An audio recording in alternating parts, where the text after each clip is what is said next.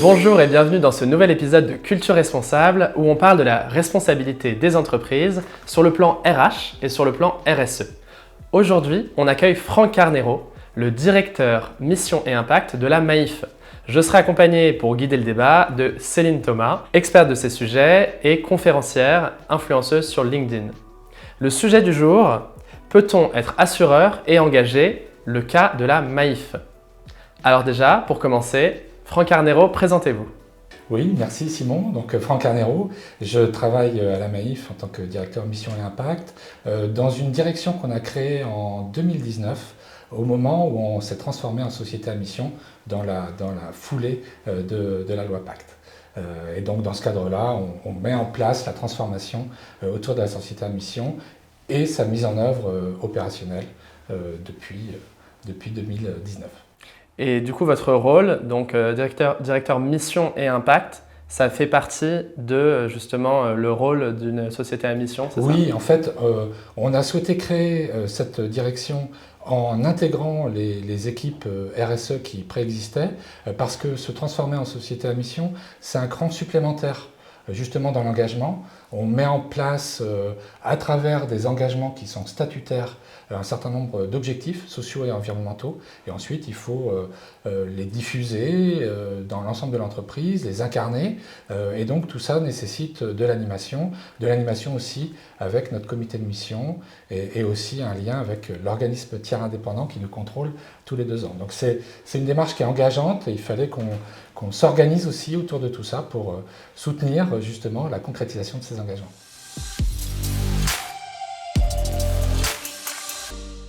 Donc l'idée, c'est d'aller justement un cran plus loin que les autres sociétés. Et ça, on le verra par la suite avec différents engagements qui sont proposés, enfin qui sont justement menés à la Maïf. Est-ce que vous pouvez nous expliquer les origines de cette politique RSE, de cet engagement à la Maïf? Alors, sans rentrer trop loin dans l'historique de l'entreprise, on a été créé par des enseignants en 1934 qui étaient vraiment engagés dans la qualité de service. Donc, on a la qualité de service auprès de nos sociétaires. On n'a pas des clients, on a des sociétaires. Et donc, ça, c'est quelque chose. C'est une grosse différence, oui. C'est une grosse différence parce que, quelque part, ils sont partie prenante de la vie, de la gouvernance de l'entreprise. Ils élisent des représentants qui sont ensuite présents aux assemblées générales et qui permettent d'élire les administrateurs, qui permettent de voter les résolutions. Donc c'est vraiment une gouvernance démocratique au sens de l'économie sociale et solidaire.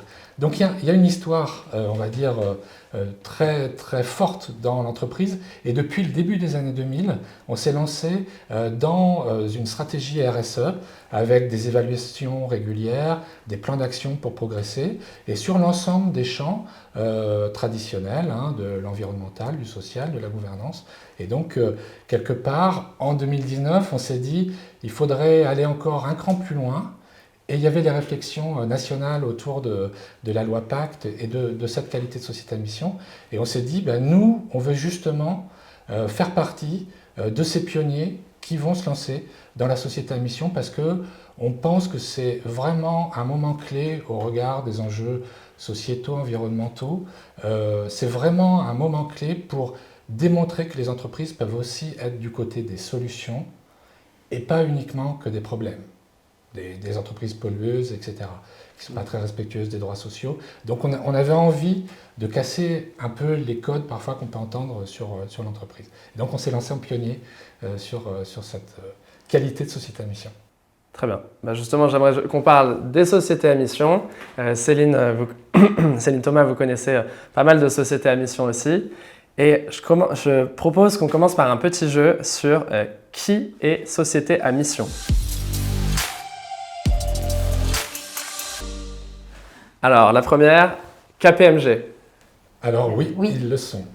Ils le sont d'ailleurs depuis cette année, donc c'est assez neuf.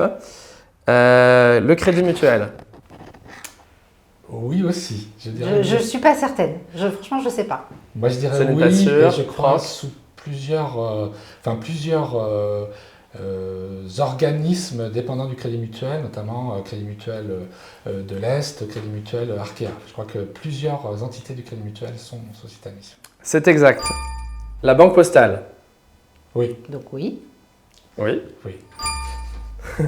L'Oréal. Je ne crois pas. J'aurais dit oui, parce qu'ils font beaucoup de choses et qu'ils sont très engagés dans beaucoup de sujets qui les concernent au quotidien, mais ils le sont peut-être, je ne sais pas, je dirais oui, mais peut-être que je me trompe. Eh bien non, justement, on aimerait bien, mais ça ne l'est pas. Ah, Pas encore en bientôt, tout cas, peut-être. Doctolib. Oui, je crois qu'ils le sont.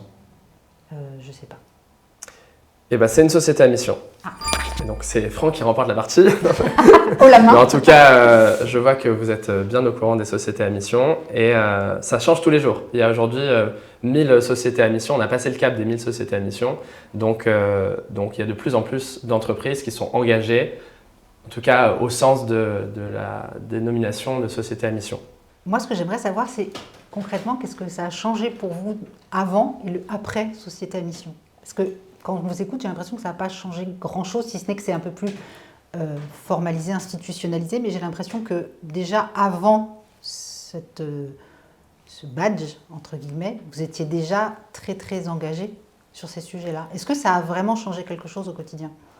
Alors oui, en fait, souvent quand on l'explique en interne, on dit que c'est une transformation qui à la fois était dans la continuité, parce qu'on était déjà très engagé avec la stratégie RSE que j'ai évoquée tout à l'heure, et en même temps, il y a un point de bascule. Ça change quand même assez fondamentalement la manière de le vivre et de le déployer. Pourquoi? Parce que c'est inscrit dans nos statuts. Donc il faut inscrire dans les statuts une raison d'être des objectifs socio-environnementaux. On a la mise en place d'un comité de mission avec des gens qui sont des personnalités extérieures à l'entreprise et aussi des représentants de sociétaires chez nous et de salariés. Et donc c'est un regard régulier sur ce qu'on peut faire, des questionnements, du challenge.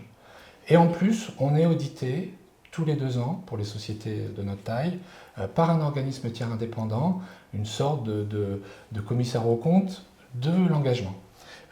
Et donc tout ça, ça met à la fois le fait d'inscrire dans les statuts, ça veut dire qu'on s'engage devant tout le monde et on doit rendre compte régulièrement.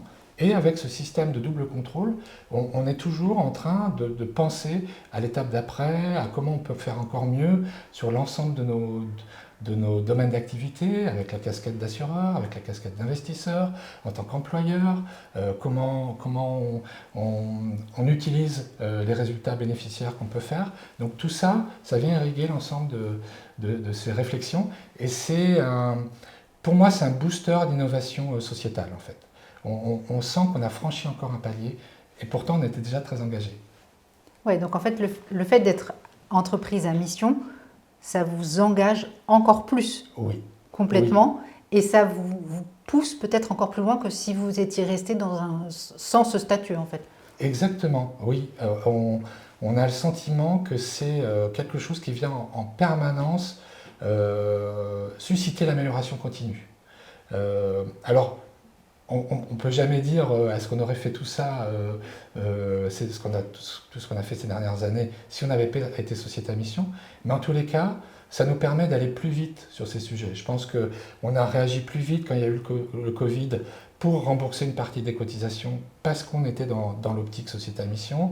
On a réfléchi plus vite pour créer le dividende écologique. En fait, ça nous permet d'aller beaucoup plus vite sur ces innovations sociétales ou environnementales. Parce qu'on est tous alignés, ça fait partie de nos statuts, et donc on est tous convergents vers ces objectifs. Dividende, justement, en général, quand on pense dividende, on pense actionnaire et argent. Et là, vous nous parlez de dividende écologique. Vous pouvez nous en dire un petit peu plus, parce qu'on n'entend pas ça tous les jours quand même. Alors en fait, c'est vrai que le dividende, pour une société mutuelle comme la nôtre, qui fait partie de l'économie sociale et solidaire, ça peut un peu questionner. En fait, c'est une manière de parler à tout le monde parce que chacun comprend comment les sociétés sont mutuellement organisées. Tout le monde ne connaît pas les spécificités de l'économie sociale et solidaire. Et c'est une manière d'expliquer qu'une partie de nos bénéfices, en l'occurrence 10%, va être orientée vers les enjeux d'adaptation autour du changement climatique. Et en particulier sous 2 angles.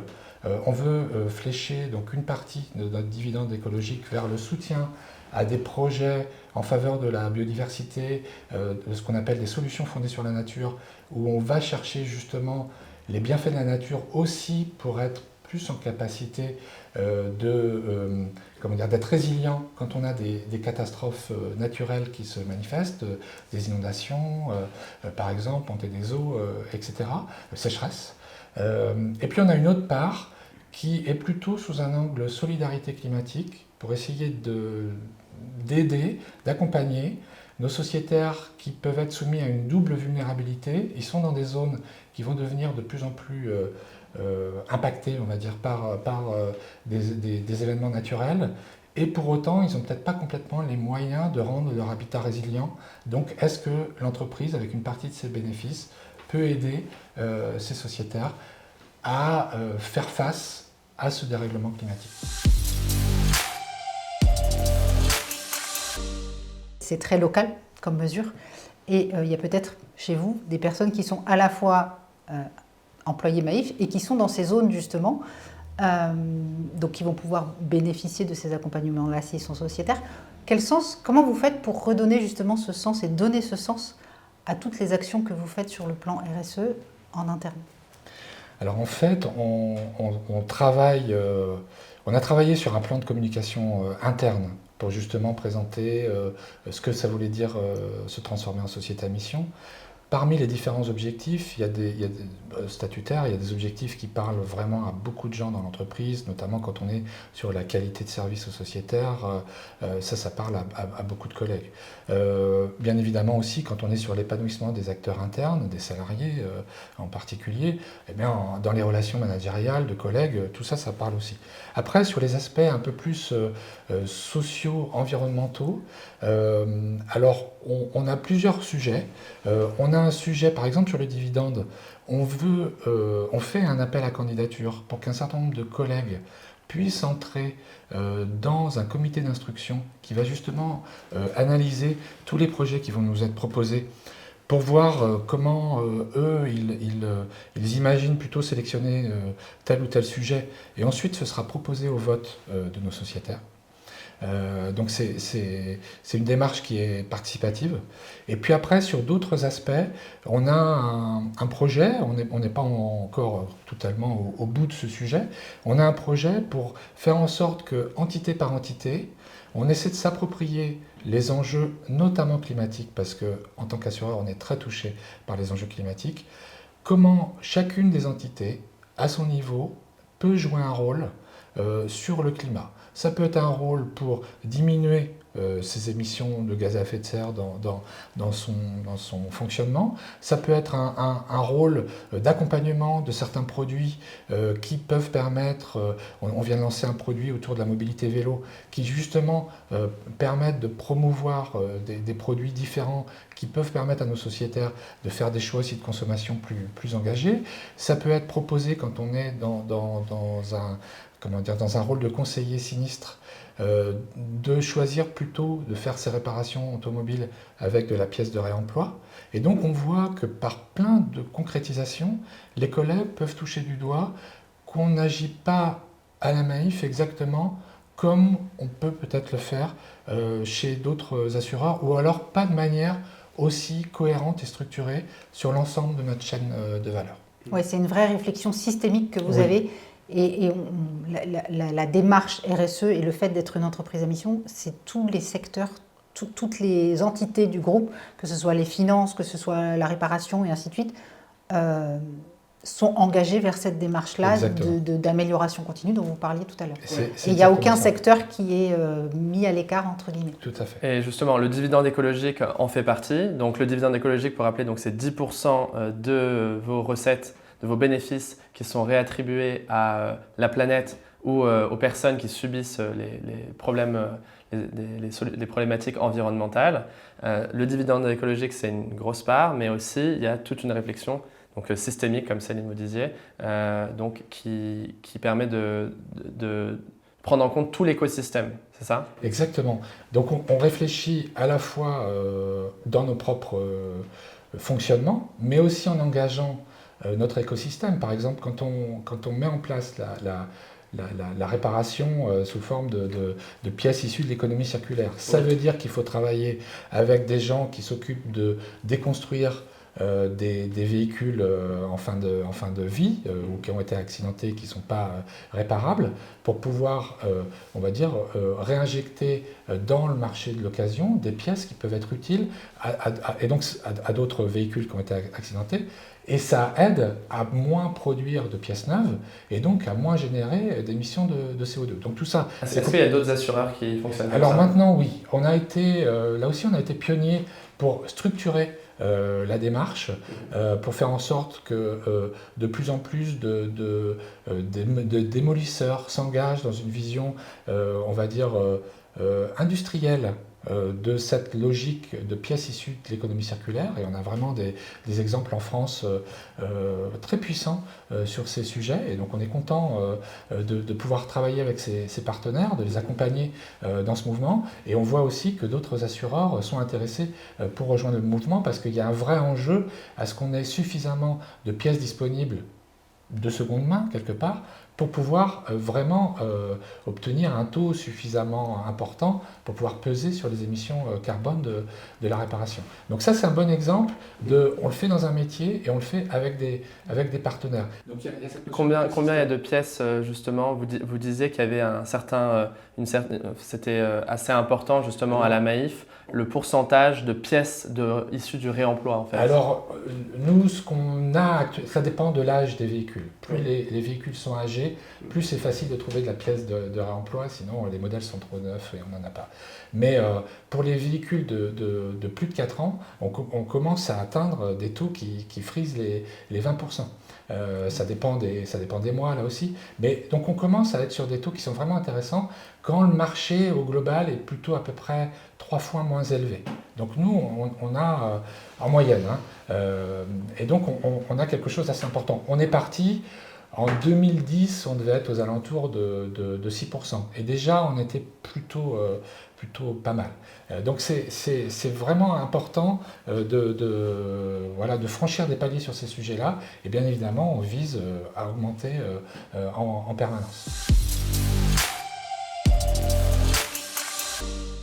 Et il y a un autre métier qui peut, il y en a plusieurs, mais qui peuvent incarner le sujet de l'écosystème, c'est tout ce qu'on fait autour du métier d'investisseur. Le métier d'investisseur, donc, on travaille soit sous forme d'investissement en propre dans des sociétés qui émettent des obligations, soit à travers des produits proposés par des sociétés de gestion.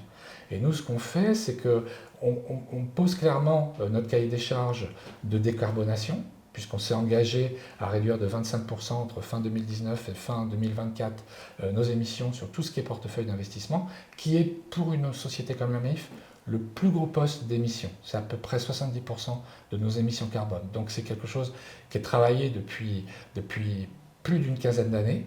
Est-ce que vous êtes sorti des investissements sur les énergies fossiles? Oui, exactement. On est sorti du charbon et puis là, on a enclenché la sortie de tout ce qui est énergie fossile, notamment sable bitumineux, etc. Tout ce qui est le plus dévastateur pour la planète.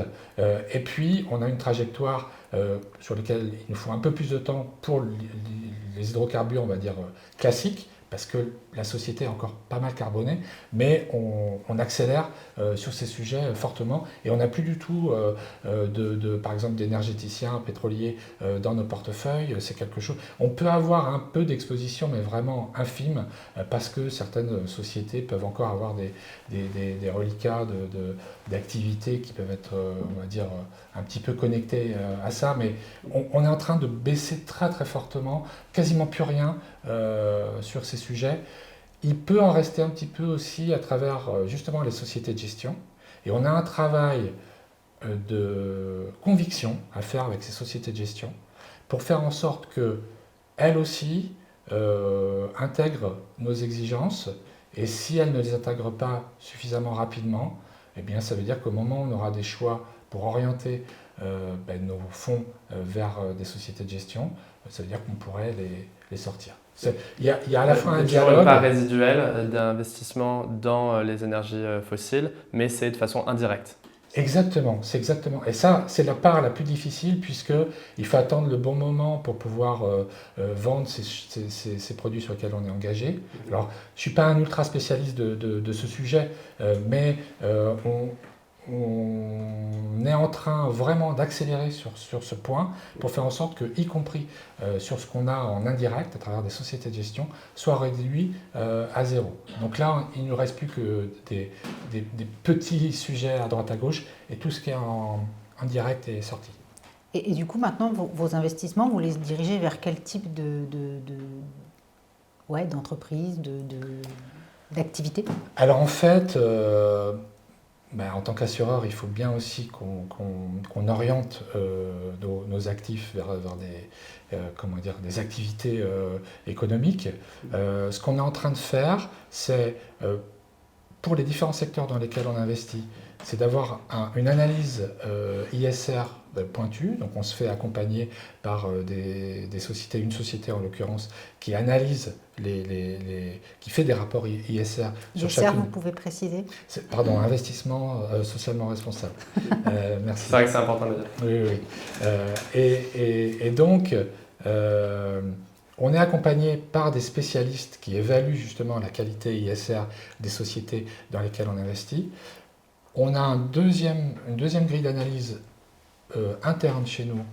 Les collègues prennent ces différents rapports et en fonction de ce qui est noté dans les rapports, disent par rapport à nos niveaux d'exigence, par exemple sur les atteintes à la pollution, sur des sujets d'évasion fiscale, etc. On passe en modalité d'exclusion. On ne retient pas ces structures. Et puis, de plus en plus, on va vers des produits, on va dire, vers soutien à l'économie autour des énergies durables, etc.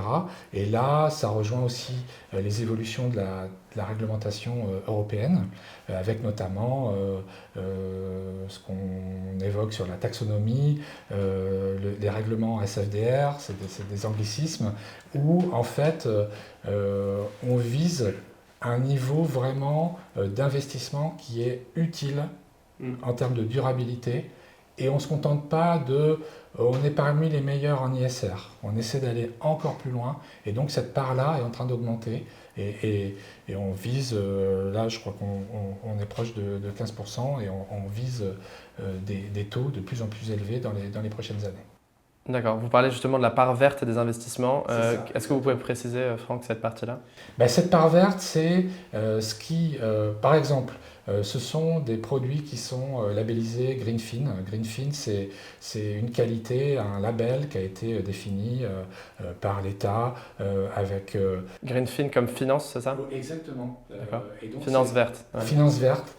Donc c'est un label parmi les plus exigeants sur ces sujets.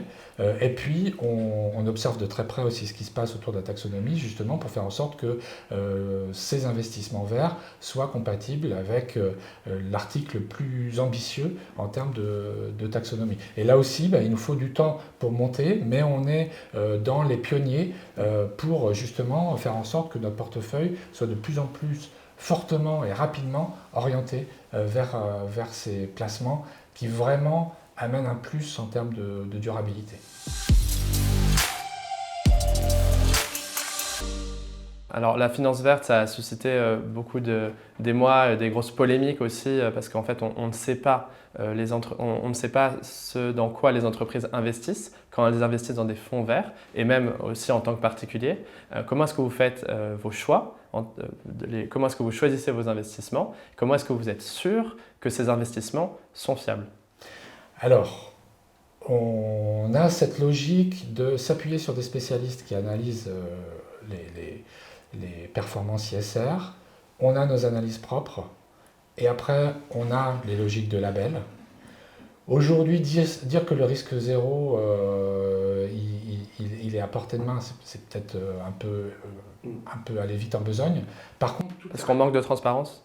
Parce que en fait, il y a une difficulté parfois d'accès aux données. y compris pour des gens qui sont spécialistes de ces sujets-là. Donc on n'est pas à l'abri d'avoir effectivement des petites difficultés sur certaines entreprises. C'est dur de screener l'intégralité, d'avoir une vision profonde sur l'intégralité des activités de toutes les entreprises. Par contre, ce qui est en train de se passer justement... Et des sociétés de gestion, du coup. Et des sociétés de gestion. Alors, les sociétés de gestion, comme il y a en plus un intermédiaire supplémentaire, ça rend ça un peu plus compliqué. Là où on peut nourrir de l'espoir, c'est que justement, avec la montée en puissance de la réglementation européenne, avec l'idée qu'on va devoir partager de plus en plus d'indicateurs autour de nos performances RSE, l'accès à la donnée va être facilité. Donc le travail des analystes ISR va être facilité. Et aussi, la réglementation va mettre davantage l'accent sur le bon respect de la réglementation, éviter par exemple de dire qu'un produit il est vraiment au niveau le plus élevé de la réglementation, alors qu'en fait il n'y est pas. Et là, il y a aussi un assainissement qui est en cours sur ces sujets-là. Donc, je ne vais pas rentrer dans les détails, mais ça tourne autour des sujets d'article 8, article 9 de la SFDR. Et là, ça permet de réguler le marché et de diminuer les tentatives de greenwashing de certains acteurs et de rendre le marché de plus en plus vertueux. D'accord. Parce qu'on est quand même sur depuis 10-15 ans que les politiques RSE sont quand même en train de se développer dans les entreprises, il y a quand même eu une grosse vague de greenwashing de la part de, je ne vais pas dire toutes les entreprises, mais de très nombreuses entreprises ont voulu mettre l'accent sur des développements, sur des soutiens à des projets et faire beaucoup de communication autour de ça. C'est pas évident de se dire je suis sûr que cet acteur il est clean entre guillemets.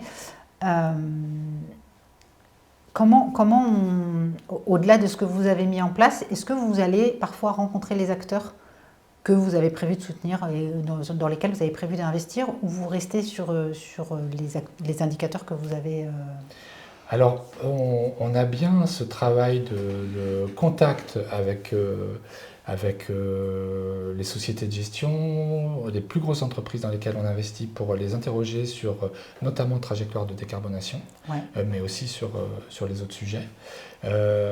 Après, il y a aussi un travail, on va dire, de soutien justement de la réglementation européenne pour faire en sorte que, à travers le partage de données extra-financières, à travers le suivi justement du bon respect des articles 8, article 9 de la réglementation, on soit vraiment au bon niveau.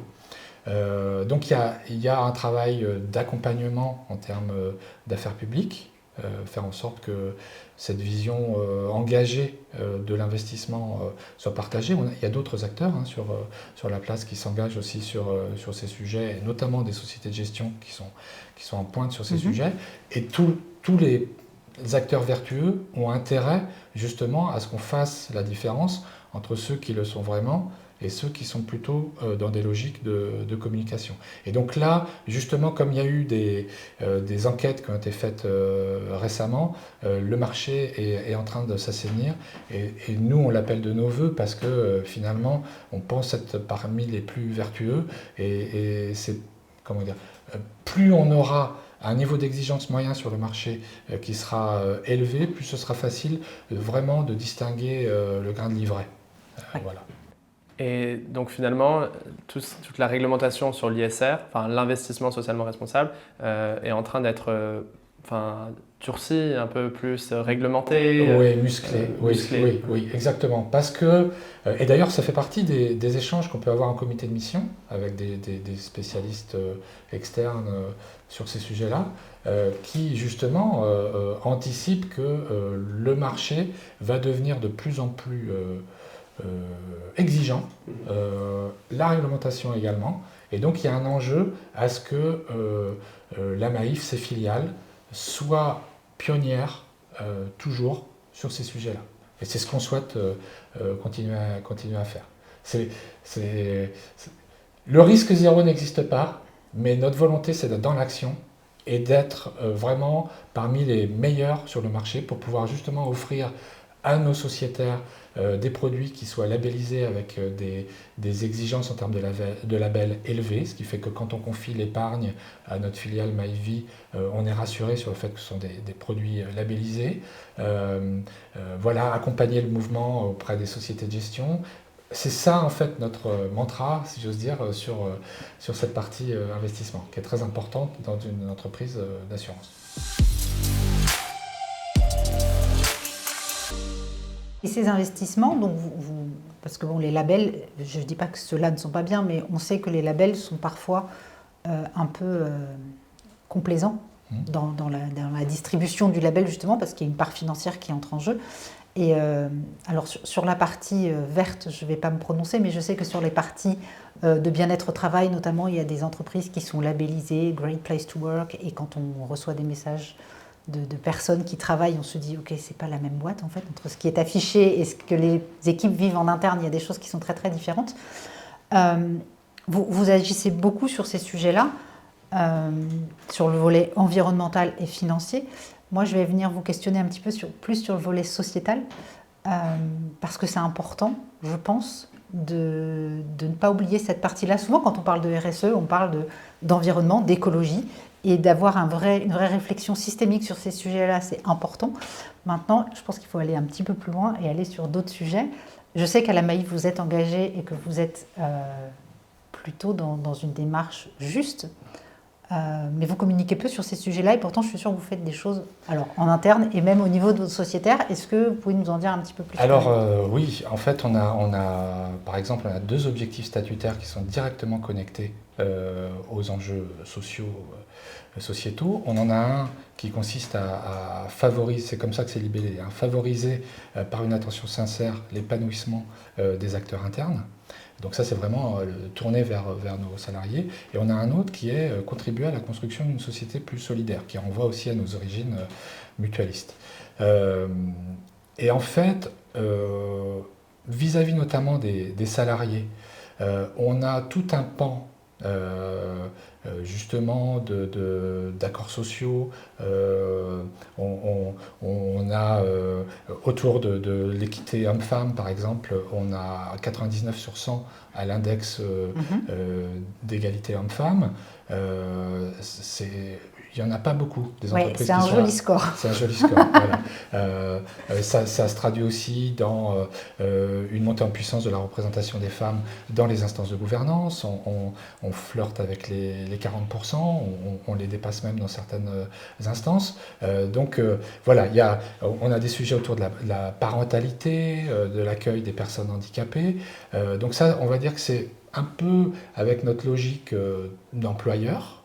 Et puis plus globalement, on a une volonté de pouvoir apporter à la fois avec nos produits, parce que nos produits incarnent une solidarité. Quand on est une mutuelle, finalement on aide des gens qui sont dans la difficulté suite à un accident, etc., avec des conséquences parfois qui sont énormes. Mais on a aussi un pan de sensibilisation, par exemple autour du handicap. On a aussi des actions pour changer la représentation que peuvent avoir les gens sur le handicap, notamment dans l'école, puisqu'on est une mutuelle qui est très proche du milieu de l'enseignement. Donc voilà comment tout ça peut s'incarner.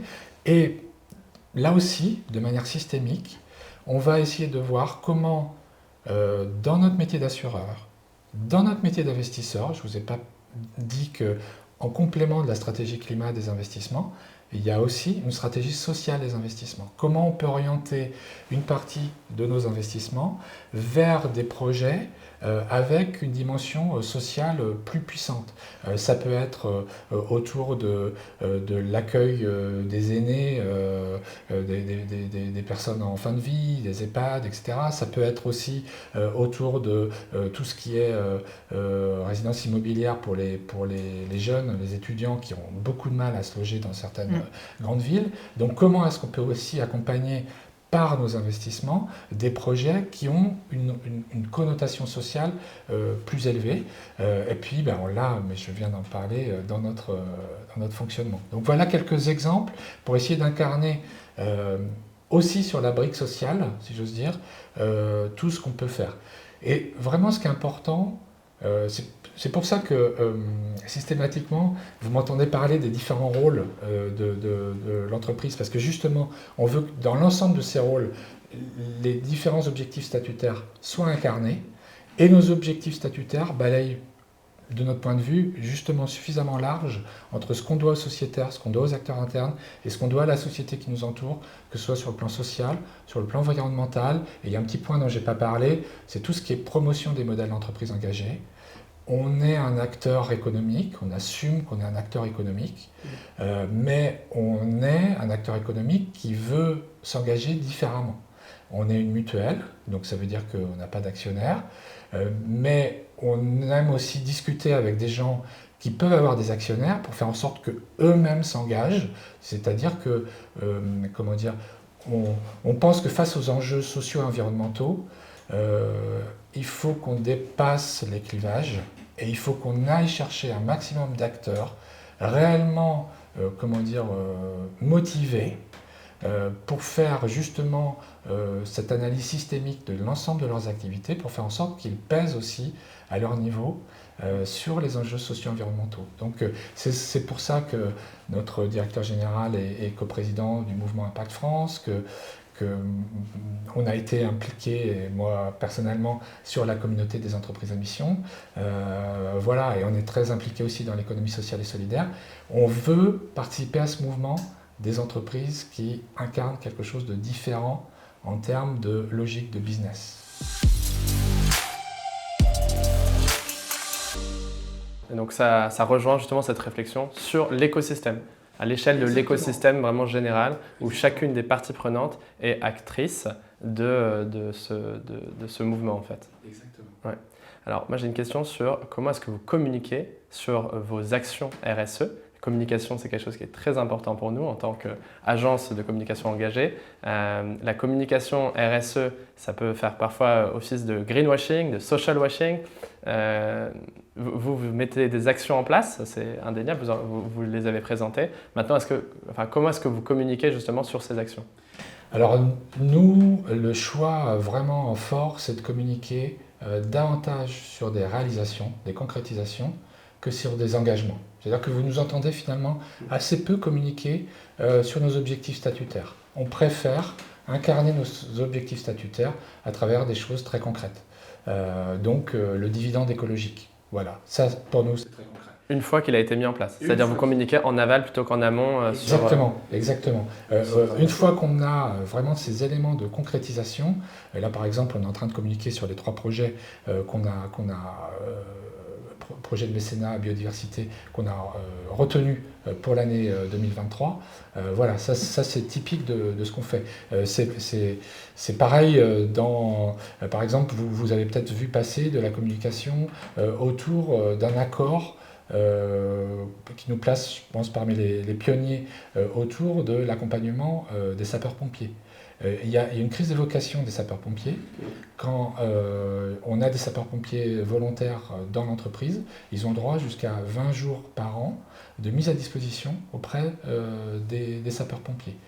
Et honnêtement, par rapport à ce qui se pratique sur le marché, on est vraiment bien. Oui, ça fait donc ça fait, en gros, hein, c'est l'équivalent compte tenu d'un mois ouais, pour nous, c'est à peu près 10% du temps de travail attendu des collègues. Donc on voit que c'est quelque chose qui... C'est 1 mois de travail pour un employé de la Maïf volontaire, enfin sapeur-pompier volontaire qui peut être dédié justement à son travail. Voilà, donc si vous êtes appelé en tant que sapeur-pompier volontaire au moment des grands incendies d'été, oui. Et bien là quelque part, vous partez, vous prenez l'employeur et vous allez être payé alors que vous êtes en intervention avec les sapeurs-pompiers. D'accord. Voilà. Ouais, ce qui est important pour nous, c'est que ça traduit à la fois notre souci de la planète, puisque incendie, inondation, les sapeurs-pompiers sont toujours sur des sujets qui peuvent être quand même assez prenants. Et il y a aussi une dimension sociale, sociétale, c'est-à-dire qu'on accompagne, c'est aussi l'incarnation d'une solidarité, les sapeurs-pompiers. Donc voilà comment on réfléchit à ces sujets.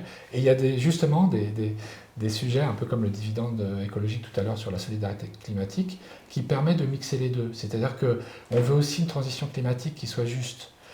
Si on a une transition climatique qui se traduit par beaucoup d'exclusion, ça va poser problème. Voilà, comment faire en sorte que on aide, vous entendrez peut-être aussi parler de la notion d'économie de paix, c'est-à-dire comment est-ce qu'on a une société qui est plus pacifiée et qui permet de mieux vivre dans une planète qu'on essaie de rendre plus résiliente. Voilà, comment on réfléchit à tout ça dans ces termes peut-être un peu renouvelés, y compris sous l'angle économie de paix. D'accord, donc pour communiquer sans faire de greenwashing ou social washing, communiquer plutôt sur les résultats, sur ce qui a été réalisé déjà, ce qui est factuel, plutôt que sur des engagements qui peuvent être tenus ou non. Et aussi le côté systématique. C'est-à-dire que une des difficultés du greenwashing, c'est qu'on zoome sur la chose qui va bien et on occulte complètement tout le reste. Et nous, ce qu'on dit, c'est, et c'est très vrai, parce qu'on est société à mission, on met sous les radars l'ensemble de nos activités. Donc si vous allez au restaurant d'entreprise, le restaurant d'entreprise, il est engagé dans une démarche qui s'appelle Mon restaurant responsable, où vous avez du bio, vous avez une journée sans viande, vous êtes sur du localisme. En fait, l'ensemble des activités, parce qu'on ne pense pas forcément au restaurant. Et comme ça, on évite le mensonge par omission, en fait. Exactement. On reste assez transparent sur toutes les parties. Donc, c'est un bon conseil pour les entreprises. Ouais. C'est l'incarnation, je pense, enfin, je vous écoute depuis tout à l'heure, on sent qu'il y a à la fois une vraie philosophie, une vraie volonté, et à la fois une vraie incarnation. Et c'est là où on sort du discours. Et je pense que c'est intéressant, et vous avez, en plus de ce que vous faites déjà, un vrai rôle à jouer pour emboîter le pas à d'autres entreprises, même si on est d'accord que vous restez une entreprise. Il y a un but économique, il y a de la rentabilité, il y a toutes ces choses-là. On est d'accord, hein, on n'est pas une association. Vous n'êtes pas une association humanitaire, ce n'est pas l'objectif. Mais vous avez une vraie voie à ouvrir sur on est capable de faire et on sait faire et on peut vous accompagner, vous montrer.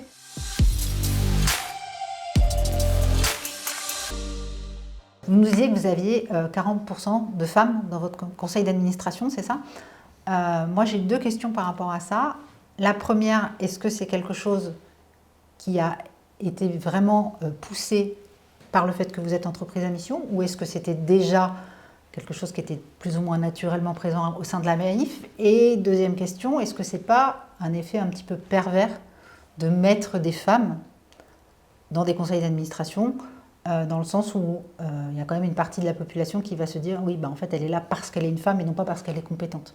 On se souvient très bien que quand Marissa Mayer est arrivée à la tête de Yahoo, ça n'était jamais arrivé, une femme à la tête d'une très grande entreprise comme ça, et elle s'est pris une volée de bois vert, elle a eu une pression phénoménale, elle en avait parlé. Est-ce que c'est pas à double tranchant de pousser les femmes, entre guillemets, dans le bon sens du terme, hein, à les encourager à aller dans des postes de direction? Alors en fait, la réflexion pour moi, elle est même plus globale, c'est comment on intègre la diversité, en fait. Et donc, on était déjà engagé sur des logiques d'avoir des conseils d'administration, des comités exécutifs et aussi dans le top management de plus en plus de femmes. Elles sont choisies pour leur qualité, elles ne sont pas choisies parce qu'elles sont femmes. Et on a aussi un sujet de, voilà, plus globalement, c'est quoi l'incarnation de la diversité et est-ce qu'on arrive à être complètement, on travaille sur ces sujets-là, à être complètement en accueil de la différence pour justement nous nourrir, parce qu'on est persuadé que derrière la complémentarité, il y a des logiques de performance. Donc c'est pas, c'est pas uniquement pour la beauté du geste, c'est aussi parce qu'on va trouver des gens qui vont nous apporter beaucoup plus dans les décisions qu'on va avoir à prendre, dont certaines parfois sont complexes, difficiles, et c'est intéressant d'avoir une sensibilité plus large, quelque chose d'un peu monolithique. C'est drôle parce qu'en général, quand on parle de diversité, on va penser diversité-inclusion, on va penser à de la diversité sur des questions de handicap, d'origine différente, enfin, d'origine étrangère. Et vous nous répondez les femmes. Non, en fait, pardon, c'est en partant des femmes. Non, mais c'est intéressant. J'ai envie d'élargir. Parce qu'en fait, le vrai sujet pour moi, c'est comment on intègre Tout le monde. tout le monde. Et peu importe le genre, peu importe si on est handicapé, pas handicapé, Ou même voilà, peu importe l'origine. l'orientation sexuelle. aussi. Exactement, exactement. Non, mais c'est intéressant de voir que de cette question, vous pensez diversité et inclusion, parce qu'effectivement, ce n'est pas forcément la réflexion qui est souvent menée dans les entreprises. Et moi, je trouve ça intéressant. Après, voilà, ma deuxième question, c'était est-ce que ce n'est pas un peu pervers quelque part pour les femmes d'accéder à ces missions-là? Comment elles le vivent, elles, au sein de la Maïf? Est-ce que vous avez des infos là-dessus? Comment elles vivent le fait d'être femmes? Alors, elles sont 40% au conseil d'administration. Dans la moyenne des entreprises du CAC 40, je crois que c'est 20 ou 25%. Donc, c'est ça, c'est 25%? 25%, oui, des femmes donc, qui sont vous êtes dans le COMEX au-dessus, ou dans le CODIR. Vous êtes au-dessus de la moyenne. Est-ce que c'est devenu banal ou est-ce que c'est encore un fait d'exception chez vous? Alors, je pense que c'est complètement intégré. Il n'y a pas de sujet. Et puis, peut-être dans la strate que moi je côtoie plus au quotidien, qui est celle des top managers, on dépasse les 40%. Je crois qu'on est aux alentours de 44-45%. Il n'y a pas de question en fait. Donc quand on est dans ces taux-là, en fait, on ne peut pas dire on est l'incarnation du genre qui est sous-représenté. On est à égalité. Et il y a des catégories dans l'entreprise où on a beaucoup plus de femmes, en fait. Donc, pour moi, il n'y a pas de sujet. Peut-être que ça existait dans un passé plus lointain, mais on a assez vite switché pour justement être là aussi plutôt dans les pionniers sur ces sujets. Et pour nous maintenant, le vrai sujet, c'est la diversité en général, comment on arrive à avoir une complémentarité de profil dans l'ensemble de nos instances, dans l'ensemble de nos équipes, faire en sorte que tout ça s'incarne, diversité d'origine, orientation sexuelle, handicap, l'intégralité en fait. Parfois c'est marqueurs de différence, mais en fait justement on a envie de ne pas travailler sur des marqueurs de différence, des marqueurs d'inclusion. Des marqueurs d'inclusion, et effectivement ça peut être dans des sujets aussi banals que la parentalité, oui. Parce que de la même manière qu'on peut avoir un handicap ou pas un handicap, des enfants ou pas des enfants, on ne voit pas les choses de la même manière, et cette façon de regarder le monde quand on devient parent peut aussi être bénéfique, ça peut être réinjecté entre guillemets dans notre casquette professionnelle. Quand on devient parent, on acquiert des compétences qu'on ne pensait même pas que ça existait un jour. Et ces compétences-là, notamment d'organisation, peuvent être parfaitement... on parle de transversalité. Utile, oui, pardon, merci. Utile dans l'entreprise. Oui, tout à fait. Et ne pas en faire un marqueur de distinction, mais au contraire un vecteur de performance au global. J'ai vraiment l'impression que c'est ça que vous visez. Oui. C'est rare. C'est rare. Vous avez encore des choses que vous aimeriez accomplir, que vous n'avez pas mises en place? Il y en a plein. Il y en a plein. On pense qu'on a, sur tous ces sujets, on a encore des paliers à franchir. On est volontaire, mais modeste. Donc la perfection n'existe pas. On va essayer d'avancer. Il y a des sujets. On a des travaux qui sont lancés justement sur les logiques d'inclusion. On a toujours des réflexions en cours sur le climat. On est en train de lancer une stratégie biodiversité parce que la biodiversité est parfois un peu un impensé dans les entreprises et on pense pourtant qu'il faut faire quelque chose. Alors on l'a vu à travers notre dividende écologique, mais ça peut aussi concerner tous nos autres métiers. Toujours pareil, systématiquement, on va interroger et qu'est-ce qu'on fait en termes de soutien à la biodiversité dans nos différents métiers. Donc voilà, en fait, plus on avance, plus on a des idées complémentaires pour continuer à être pionnier sur l'engagement de l'entreprise. Et c'est bien, ouais. Vous êtes du coup pionnier et innovant et vous continuez à l'être. C'est ce qu'on espère. J'espère que vous embarquerez quand même avec vous nombre d'entreprises et nombre de grands acteurs.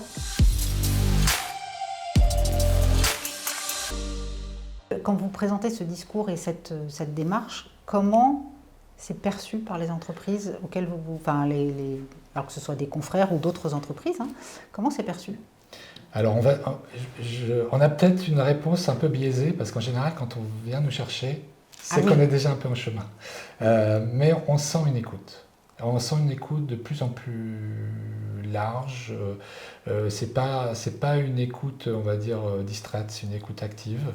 Je pense qu'il y a de plus en plus de dirigeants qui se disent il y a un sujet autour des engagements climatiques, sociétaux qu'il faut prendre en compte, aussi parce que ça peut nous parler en tant que citoyens, et donc les dirigeants sont aussi citoyens.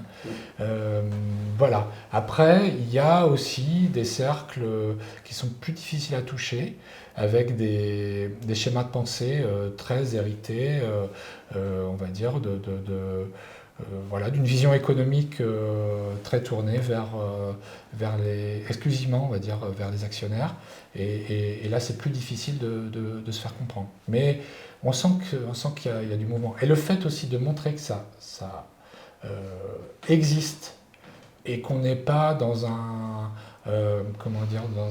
modèle économique protégé. On n'est pas protégé. On n'a pas de subvention parce qu'on est une mutuelle d'assurance. On est dans le marché et pourtant ça fonctionne. Donc ça veut dire que ça peut fonctionner dans d'autres secteurs d'activité. Et c'est pour ça qu'on voit plein d'autres entités rejoindre le mouvement de la communauté des entreprises à mission. Donc on est à peu près à 1200 entreprises. Il y a de plus en plus d'entreprises qui viennent aussi au mouvement Impact France. On sent que ça foisonne d'idées dans ce mouvement-là. Bien. Donc tout n'est pas perdu en fait. Non. Non, justement, c'est assez prometteur. C'est ça, mais c'est encourageant. On a besoin d'entendre ça. On a besoin, je pense, aujourd'hui de voir que ça marche, que c'est pas que du greenwashing et qu'on peut avoir des vrais engagements sans perdre le résultat, parce que vous restez une entreprise, donc à un moment donné, il faut que l'argent rentre. Il y a encore beaucoup à construire et bravo à vous d'être pionnier sur ces sujets, vraiment. Merci.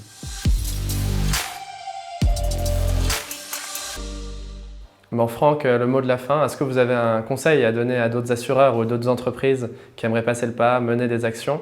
Est-ce que vous avez une ressource à transmettre, une personne à écouter, un livre à lire? Il y a beaucoup de bonnes ressources sur le site de la communauté des entreprises à mission. Je pense que ça peut être intéressant aussi de suivre l'actualité du mouvement Impact France.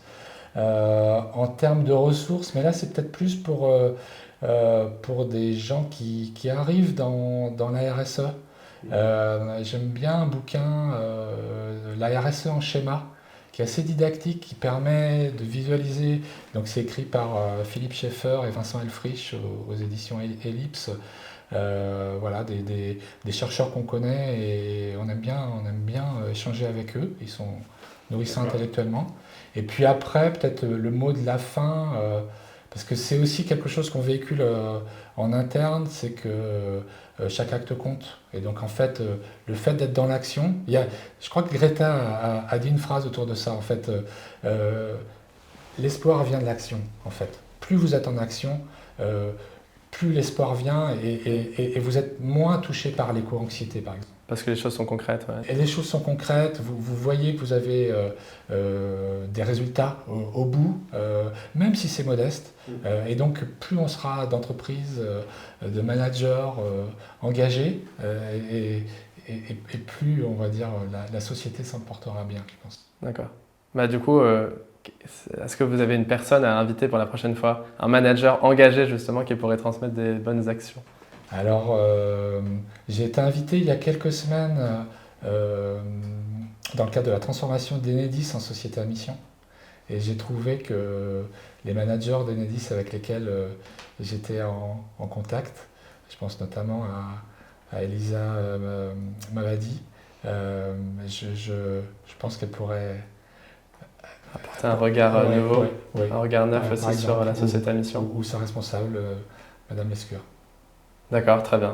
Ouais. Merci beaucoup. Céline, vous voulez ajouter quelque chose? Je retiens, et je suis très très heureuse parce que c'est quelque chose que moi je dis dans toutes mes interventions, et je suis très heureuse de l'entendre. Je retiens que la clé c'est l'incarnation. à tous les niveaux et par tous les acteurs.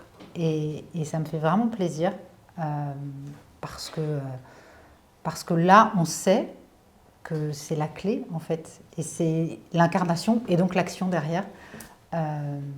Merci, vraiment, juste merci. Merci à vous. Merci Franck pour cette belle intervention et pour nous avoir présenté les actions menées à la Maïf. Merci Céline d'être venue pour animer le débat avec moi aujourd'hui. Et merci à vous, les téléspectateurs, qui êtes restés jusqu'à la fin pour suivre cet épisode riche en actions. Dites-nous ce que vous en avez pensé aussi, parce qu'on est très preneur de feedback. Culture Responsable, c'est une émission qui est entièrement produite et financée par Pomelo Factory pour présenter les actions concrètes sur des enjeux RH et RSE.